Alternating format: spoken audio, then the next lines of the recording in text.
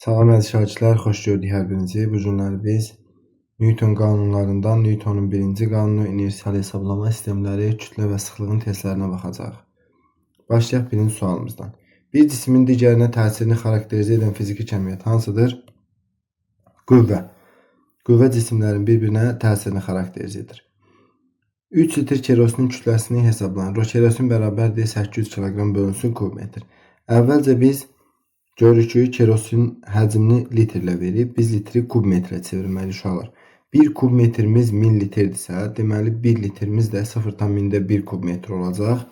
Bunun üçün yazacağım V bərabərdir 3 litr, o da bərabərdir 0,3 kubmetr. Elə deyilmi? Daha sonra yazıram sıxlığın düsturunu. Sıxlıq hansı düsturla tapıldı? Rho bərabərdir M bölünsün V. Buradan M'i tapanda M bərabər olur Rho V. Bərabərdir 800 vurulsun 0,3 bərabər olacaq 2,4 kiloqrama. Hansı halda liftlə bağlı hesablama sistemini inersial hesab etmək olar? Yəni liftin hansı cür hərəkət etməsində. İnersial hesablama sistemi hesab etmək üçün cisim ya sükunətli olmalıdır, ya da ki, düz xətli bərabər sürətli hərəkət etməlidir. Lift bərabər sürətlə aşağı düşür. K inersial hesablama sistemində cisim müəyyən H hündürlüyündən 3 saniyə müddətində düşür. Bu cisim K sisteminə nəzərən 10 metr bölünsün saniyə sürətlə düz xətli bərabər sürətlə hərəkət edən karşıtırıq sistemində eyni H hündürlüyündən hansı müddətə düşər? Biz demişdik ki, bir inersial hesablama sistemindən digərinə keçəndə Fatma-Q dəyişmirdi. Fatma-Q nədir? Qısaldılmış deməli kəmiyyətlərimizin adlarından olan bir addır. Yəni Fatma-Q bərabərdir konstant qalır. Burada F qüvvə, A təcil, T zaman, M kütlə, A yenə təcil, Q isə nədir? Elektrik yüküdür. Yəni bu adı qısa formada yadımızda saxlaya bilərik ki, bir inersial hesablama sistemindən digərinə keçəndə Fatma-Q'da olan kəmiyyətlərin heç biri dəyişmir. Əgər K inersial hesablama sistemində 3 saniyəyə düşürsə, karşıtırıq inersial hesablama sistemində də 3 saniyəyə düşər. Cisim sükunətdəki K inersial hesablama sistemində H hündürlüyündən 4 saniyə müddətində sərbəst düşür. K-ya nəzərən 5 metr bölünsün saniyə sürətlə düz xətli bərabər sürətlə hərəkət edən karşıtırıq sistemində cisim həmin hündürlükdən hansı müddətdə düşər? Deməli, dedik ki, bir inersial hesablama sistemindən digərinə keçdikdə Fatma-Q dəyişmirdi, sabit qalırdı. Fatma-Q bərabərdir konstant. Yenə təkrar edirəm, qüvvə, təcil, zaman, kütlə və elektrik yükü. Bu 5 kəmiyyətin heç biri dəyişmir. Yenə cavabımız olacaq 4 saniyə. Hansı halda avtomobillə bağlı hesablama sistemini inersial hesab etmək olar? Avtomobil üfüqi şosedə düz xətli bərabər sürətlə hərəkət etdikdə. Sabit qüvvənin təsiri ilə cisimlərin aldıqları təcillərin onun kütlələrindən asılı qrafiki hansıdır? Təcil hansı düsturla tapılır? Newtonun 2-ci qanununa görə A bərabərdir F əvəzləyici bölünsün. Burada qüvvə sabit olursa A M-lə necə asılı olur? Tərs mütənasib asılı olmuş olur. Sıxlığı R olan bir cins metal kürənin radiusu R-dir. Kürənin kütləsi hansı ifadə ilə təyin olunur? Biz əvvəlcə deməli neyini uşaqlar? Əvvəlcə yazırıq sıxlığın düsturunu. Sıxlıq hansı düsturla tapılır? Rho bərabərdir M bölünsün V. Elə deyilmi? Və yadda saxlamaq lazımdır ki, söhbət kürədən gedirsə, ağlımıza birinci gələcək olan düsturumuz kürənin həcm düsturudur. Yəni V bərabərdir 3/4 pi kubu. İndi Rho bərabərdir M bölünsün V-dən M-i tapırıq. Bu zaman nə olur? M bərabər olur Rho vurulsun V. Bərabərdir Rho vurulsun V-ni yerinə nə yaza bilərəm? 3/4 pi R-in kubu. Nə oldu? 3/4 pi R kubu Rho.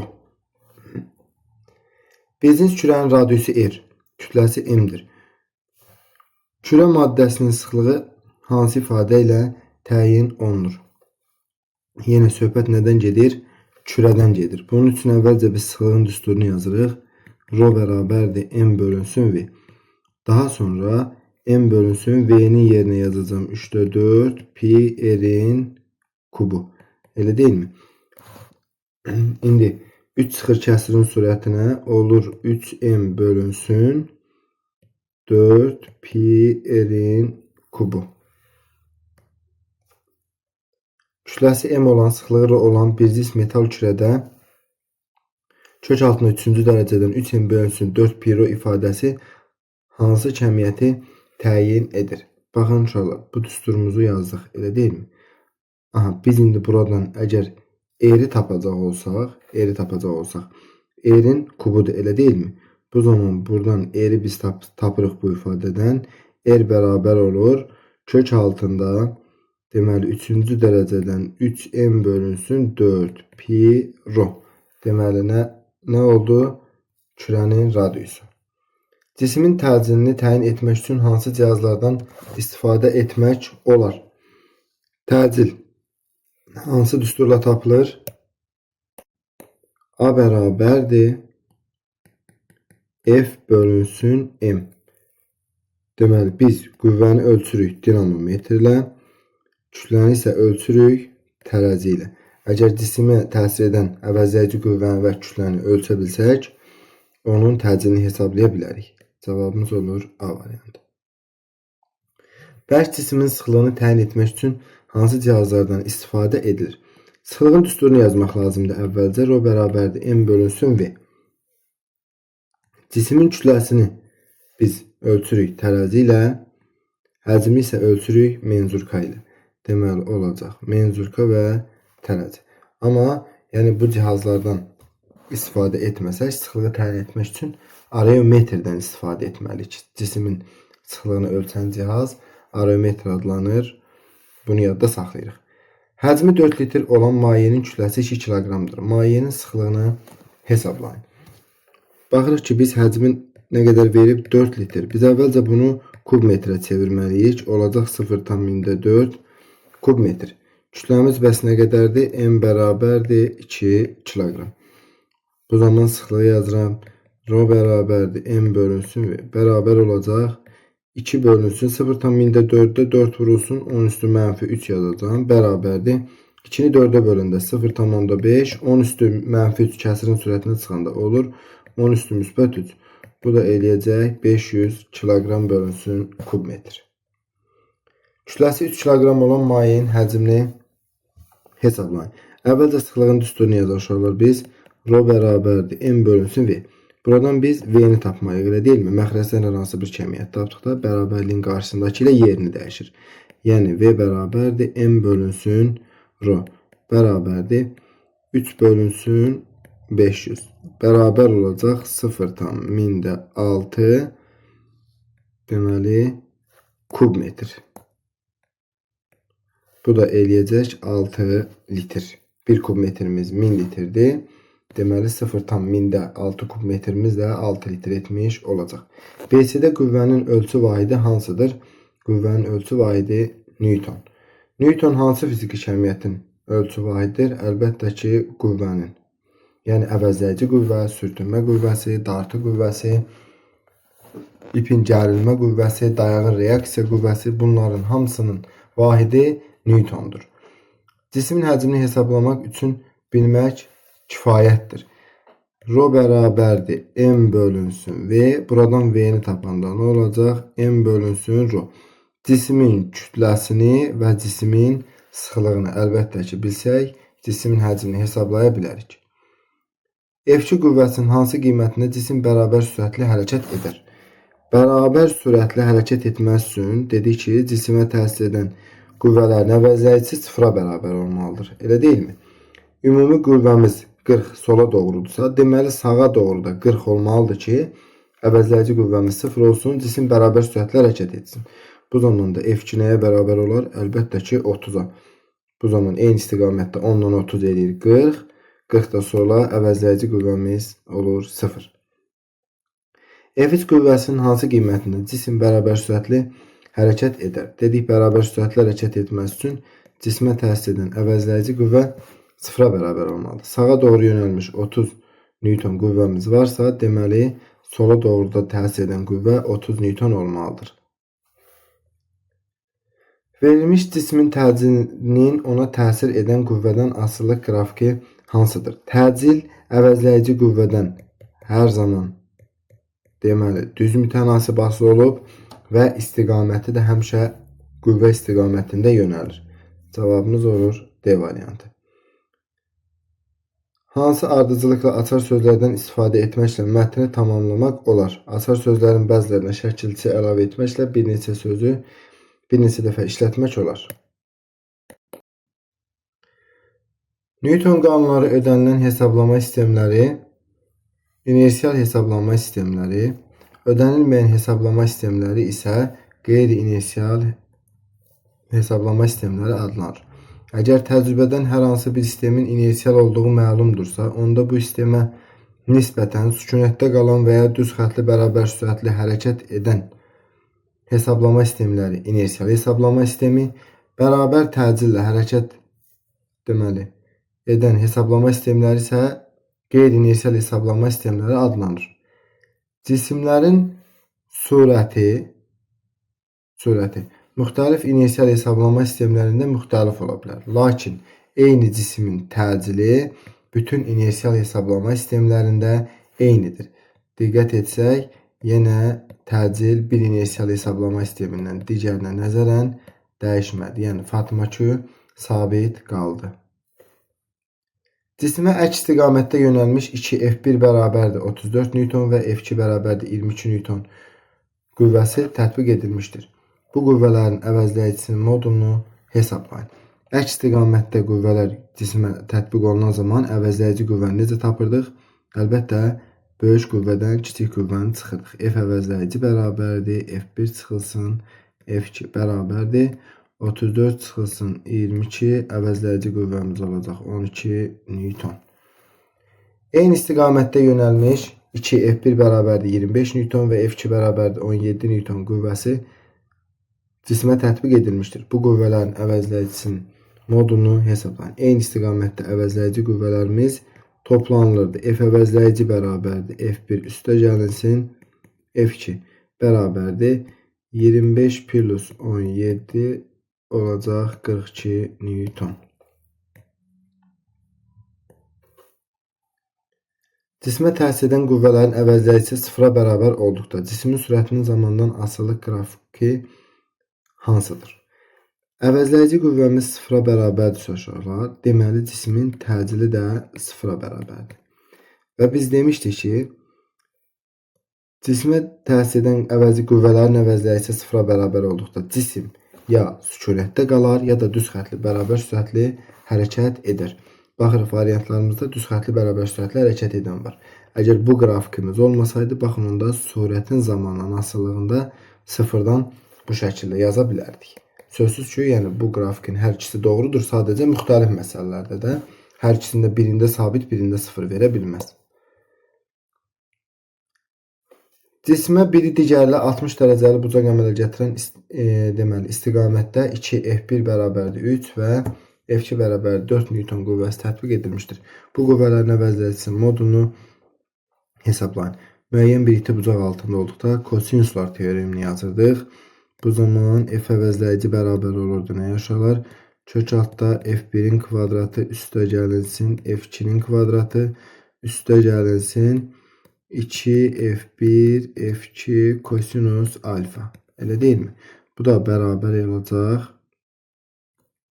F1-in kvadratı, 3-ün kvadratı eləyəcək 9, üstə gəlinsin 4-ün kvadratı olacaq 16, plus 2 vurulsun 3, vurulsun 4, vurulsun 2-də 1. Bərabərdir. 9-un üstə 2'lər buradan ixtisar gedir. 9'un üstə 16 gələndə 25, 10'da üstə 12 gələndə eləyəcək kök altında 37. Cismə təsir edən qüvvələrin əvəzləyicinin zamanın asılı qrafiki vermişdir. Hansı zaman intervallarında cismlə bağlı hesablama sistemi inersial hesablama sistemidir. Deməli, inersial hesablama sistemi olması üçün sistem ya sükunətdə qalmalı, ya da düz xətli bərabər sürətlə hərəkət etməli. Bunun üçün əvəzləyici qüvvəmiz nəyə bərabər olmalıdır? Sıfıra bərabər olmalıdır. T4, T5 hissəsinə fikir verəcək olsaq, qüvvəmizin qiyməti sıfıra bərabərdir. X ox üzrə hərəkət edən cismin təcilinin proyeksiyasının zamandan asılı qrafiki verilmişdir. Hansı zaman intervallarında bu cisimlə bağlı hesablama sistemi inersial hesablama sistemidir? İnersial hesablama sistemlərində dedik əvəzləyici qüvvəmiz sıfıra bərabər olur. Bu zaman sözsüz ki, təcil də sıfır olacaq. Bu da uyğun gəlir T4, T5 intervalına. Baxın, təcilімizin qiyməti sıfıra bərabərdir.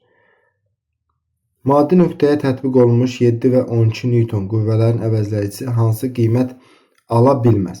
Bu iki qüvvəmiz cismə bir eyni istiqamətdə tətbiq oluna bilər, bir də əks istiqamətlərdə.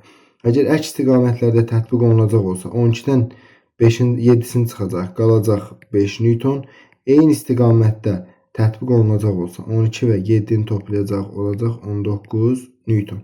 İndi ala bilməz, 1 5-dən kiçik qiymət ala bilməz uşaqlar, bir də 19-dan böyük qiymət ala bilməz. 14, 5, 19 aralığındadır, ala bilər. 6, 5, 19 aralığındadır. 9, 5, 19 aralığındadır, amma 4, 5-dən kiçik olduğu üçün bu qiyməti ala bilməz. Maddi nöqtəyə tətbiq olunmuş 3 Newton və 11 Newton qüvvələrin əvəzləyicisi hansı qiymət ala bilər deyir. Əvvəlcə bu qüvvələrimiz cismə bir əks istiqamətdə yönələ bilər. Bu zaman 11-dən 3-ün çıxacaq, qalacaq 8 Newton. Bir də 11-in üstünə 3 gələcək, olacaq 14 Newton. Yəni 8-14 aralığında bütün qiymətləri ala bilər. 20 14-dən böyükdür, ala bilməz. 7 8-dən kiçikdir, ala bilməz. Amma 9 8-dən böyük, 14-dən isə kiçikdir, ala bilər. 1 8-dən kiçikdir, ala bilməz. 15 14-dən böyükdür, ala bilməz. Yerlə bağlı hesablama sistemi inersial hesab olunur. Hansı halda təyyarə ilə bağlı sistemi inersial hesab etmək olar? Təyyarə düz xətli bərabər sürətli hərəkət edərək yerdən uzaqlaşdıqda olar. Təyyarə üfüqi istiqamətdə bərabər təcillə hərəkət etdikdə təcil hərəkət inersial hesablama sisteminə aid deyildir. Təyyarə bərabər sürətlə hərəkət edərək istiqamətini dəyişdikdə artıq orada qüvvə yaranır, olmaz. Təyyarə uçuş meydançasından ayrılarkən bu da olmaz. Çünki burada təyyarənin necə hərəkət etdiyi haqqında bir məlumat verilməyib. Bərabər təcilli də ola bilər, bərabər sürətli də ola bilər. Maddi nöqtə 4 qüvvənin təsirlə düz xətli bərabər sürətli hərəkət edir. F4 plus F3 bərabərdir F2 olduqda F1 qüvvəsinin modulunu müəyyən edin. 4 qüvvənin təsirlə düz xətli bərabər sürətli hərəkət edirsə, deməli 4 dənə qüvvəmizin nədir? Vektorial cəmi 0-a bərabərdir. Nə yazacaq? Yazacaq ki, F1 plus F2 plus F3 plus F4 bərabərdir 0. İndi baxın, burada F2-nin yerinə, daha doğrusu F4 plus F3-ün yerinə mən F2 yaza bilərəmmi? Yaza bilərəm. Nə olacaq bu zaman? Yazacağım ki, F1 plus F2 plus F3 plus F4'ün yerinə dedik, bir dənə F2 yazacaq. F2 bərabərdir 0. Buradan modulunu soruşur. F1 bərabər olacaq. Modulda 2F2. Maddi nöqtə 4 qüvvənin təsiri ilə düz xətli bərabər sürətli hərəkət edir. F1 plus F4 bərabərdir F3 olarsa, F2 qüvvəsinin modulunu hesablanır. Dedik, 4 qüvvənin təsiri altında bərabər sürətli hərəkət edirsə, deməli bu qüvvələrin cəmi nədir? 0-a bərabərdir. 4 bərabərdir 0. İndi F1 plus F4'ü bizə nə verib? F3 verib. Elə deyilmi? Deməli, biz onun yerinə nə yazacaq? Yazacaq ki, F2 üstə gəlinsin F3 plus F3 bərabərdir 0. F2 bərabər olacaq modulda 2F3-ə.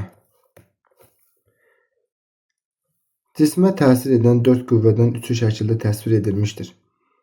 Cismin sükunətdə qalması üçün 4-cü qüvvəsi, yəni F4 qüvvəsi hansı istiqamətdə yönəlməlidir? Uşaqlar, cismin sükunətdə qalması üçün deməli əvəzləyici qüvvəmiz nə olmalıdır? 0-a bərabər olmalıdır. Və bunun üçün biz əvvəlcə bu 3 dənə qüvvənin əvəzləyicisini tapıb, daha sonra isə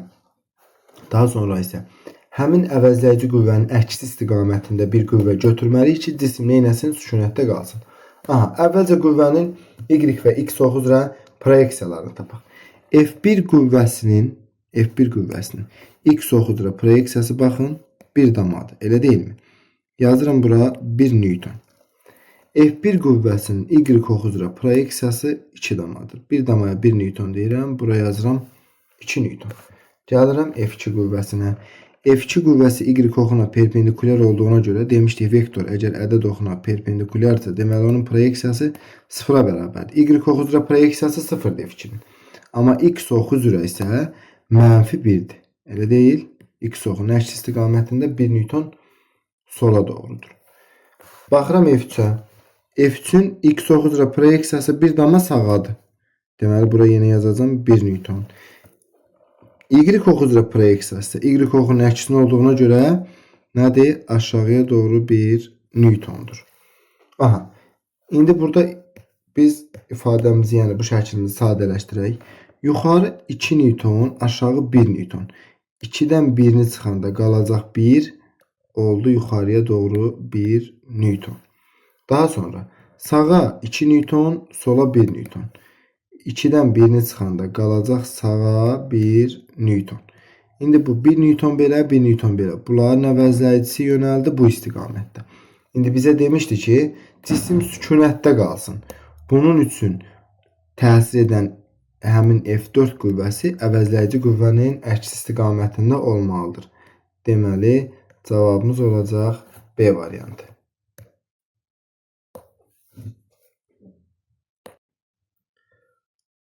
Uzunluğu 30 cm, eni 25 cm və qalınlığı 8 mm olan şüşənin kütləsini hesablayın.